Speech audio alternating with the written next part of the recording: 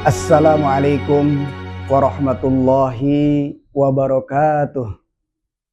Alhamdulillahi rabbil alamin, habibi rabbil alamin, imamil muttaqin, sayyidil anbiya'i wal mursalin, sayyidina wa nabiyina Muhammadin sallallahu alaihi wa alihi wa ashabihi. Salatan wa salaman daimaini ila yaumiddin, amma ba'du. Puji dan syukur alhamdulillah kita panjatkan kehadirat Allah Subhanahu wa taala atas segala nikmatnya, rahmatnya, hidayahnya hingga sampai saat ini kita bisa melaksanakan ibadah puasa dengan sebaik-baiknya. Mudah-mudahan ibadah puasa yang kita laksanakan hari ini diterima oleh Allah Subhanahu wa taala. Salawat dan salam semoga terlimpah curah kepada penghulu alam, Nabi besar kita Nabi Muhammad sallallahu alaihi wasallam, kepada keluarganya, kepada sahabatnya, serta kita umatnya yang insya Allah masih patuh tunduk untuk mengikuti ajaran dan sunnah-sunnah beliau.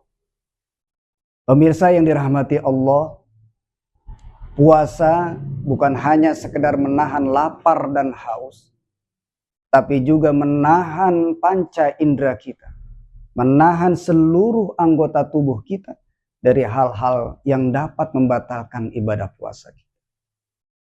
Agar puasa yang kita laksanakan ini bernilai di sisi Allah Subhanahu wa taala. Dan jangan sampai puasa yang kita laksanakan menjadi puasa yang sia-sia, hanya menahan lapar dan haus tetapi tidak ada pahala di sisi Allah Subhanahu wa taala.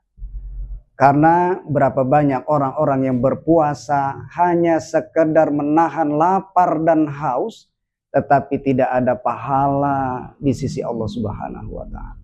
Sebagaimana Rasulullah sallallahu alaihi wasallam mengatakan, "Kam min shaimin laisa lahu min siyamihi illal ju'i wal 'athas."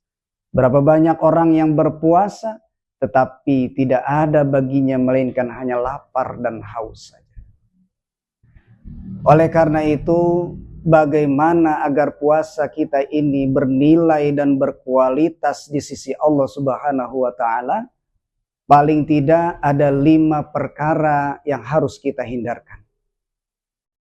Sebagaimana Rasulullah sallallahu alaihi wasallam mengatakan, "Khamsatu asya'a tuhbitus shauma." 5 perkara yang dapat menggugurkan pahala puasa. Al-kadzib wal ghibah wan namimah wal yaminul ghamus wan nazru bisyahwah. 5 perkara yang dapat membatalkan, yang dapat menggugurkan pahala puasa kita. Yang pertama adalah al-kadzib, berdusta. Apabila ada seseorang yang sedang berpuasa kemudian dia berkata dusta atau menyebarkan berita dusta, maka saat itu puasanya tidak bernilai di sisi Allah Subhanahu wa taala. Wal ghibah. Yang kedua adalah ghibah. Apabila seseorang sedang berpuasa kemudian dia membicarakan kejelekan orang lain, baik perorangan maupun kelompok, maka saat itu puasanya tidak bernilai di sisi Allah Subhanahu wa taala. Wan namimah. Yang ketiga adalah mengadu domba.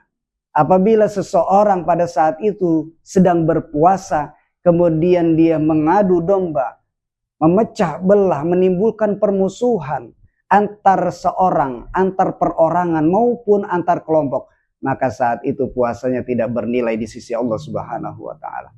Wal yaminul ghamus, dan sumpah palsu.